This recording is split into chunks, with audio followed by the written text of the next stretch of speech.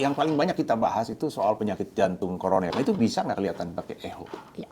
Kalau ekokardiografi kita melihat kalau pembuluh darah koroner itu terganggu hanya dapat dilihat secara tidak langsung dengan melihat pergerakan dari otot jantung di mana gerakan itu menjadi lemah. Karena otot jantung itu, terutama yang kiri, itu kan bekerja sebagai fungsi pompa dan dia akan bekerja baik apabila suplai dari pembuluh koroner tersebut baik terhadap otot jantung.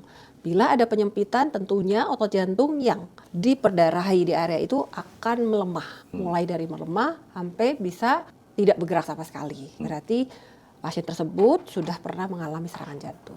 Oke, jadi saya ulangi ya Dr. Dini. Jadi kita mau lihat pembuluh koronernya. Iya. Kalau pakai echo ternyata kita nggak bisa lihat sih, pembuluh koronernya nggak kelihatan di echo. Tapi kita melihat si ototnya ya. Si otot. Ototnya kan dapat makanan dari pembuluh koronernya. Kalau makanannya cukup, gerakannya bagus. Kalau makanannya nggak cukup, gerakannya terhambat. Atau kalau udah pernah tersumbat ya mati. Itu gerakannya nggak bergerak ya. Dari situlah kita bisa menyimpulkan ya bahwa ini ada penyakit jantung koroner.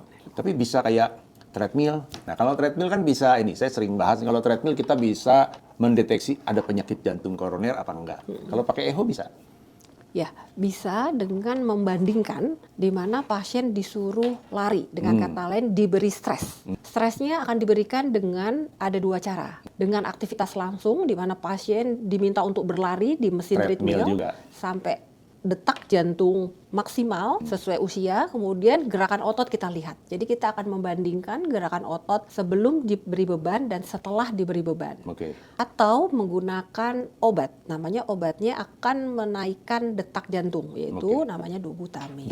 Jadi ada dua cara, yaitu namanya stress echo, tapi sekali lagi tidak melihat pembuluh darah koronernya, tapi melihat gerakan otot, membandingkan antara belum diberi beban dan sesaat setelah diberi beban. Biasanya pada saat istirahat, kekuatan pompa atau gerakan ototnya baik, tapi setelah diberi beban terjadi perlemahan di area tertentu. Sehingga kita menduga adanya penyempitan di area tersebut.